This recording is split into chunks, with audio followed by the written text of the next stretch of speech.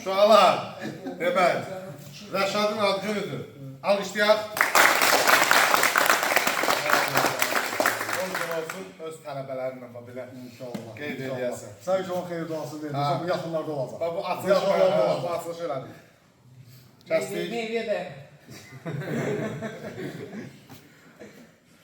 Uşaqlar, təm bölündə yarım mənə yarısı. Nətər? Sən də. Eləmədim. Yarım mənə yarısı. Hazır ol. Mən həmişə kim yavaş-yavaş heç vaxt içməmişəm. Yox, birinci çempionlar da, birinci əsl çempionlar. Birinci qabaqdasınız da, birinci... Eş! Eş! Yaxınlaşın, Emrah. Korkuna yox. Nuş olsun hamıza.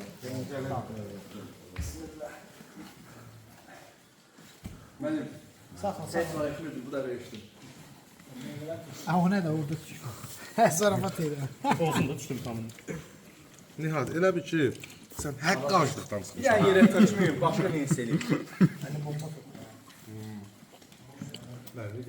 Siz elə belə olmalısınız, elə belə topçalar.